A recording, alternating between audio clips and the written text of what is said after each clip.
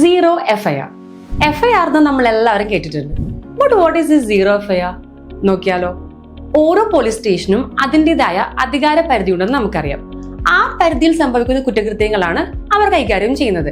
അങ്ങനെയാണെങ്കിൽ ഒരു സ്ഥലത്ത് ഒരു കൊഗ്നിസബിൾ ഓഫൻസ് നടന്നു. നമുക്കത് മറ്റേതെങ്കിലും ഒരു പോലീസ് സ്റ്റേഷനിൽ ഇൻഫോം ചെയ്താൽ അവർ FIR രജിസ്റ്റർ ചെയ്യുമോ? പണ്ട് ചെയ്യില്ലായിരുന്നു. ആ കുറ്റകൃത്യം നടന്ന സ്ഥലത്തെ സ്റ്റേഷനിൽ പോയി FIR രജിസ്റ്റർ ചെയ്യണമായിരുന്നു.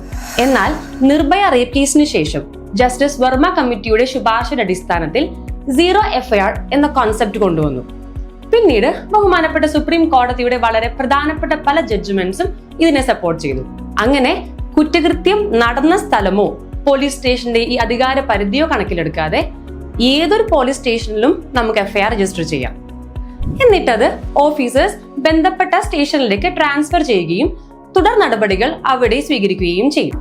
വിക്ടിംസോ അവരുമായി ബന്ധപ്പെട്ടവർക്കോ സഹായവും സൗകര്യപ്രദവുമായ രീതിയിൽ പരാതി നൽകാനും അങ്ങനെ ഈ FIR രജിസ്റ്റർ ചെയ്യുന്നതിൽ കാലതാമസം നേരിട്ട് തെളിവുകൾ നഷ്ടപ്പെടുകയോ സാക്ഷികൾ അട്ടിമറിക്കപ്പെടുകയോ ചെയ്യാതിരിക്കാനും ഈ സീറോ FIR ഹെൽപ്പ് ചെയ്യുന്നു.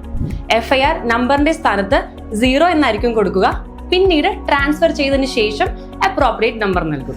സെക്ഷൻ 173 ഓഫ് BNSS ഈ ഒരു കോൺസെപ്റ്റ് വ്യക്തമായി നൽകിയിട്ടുണ്ട്.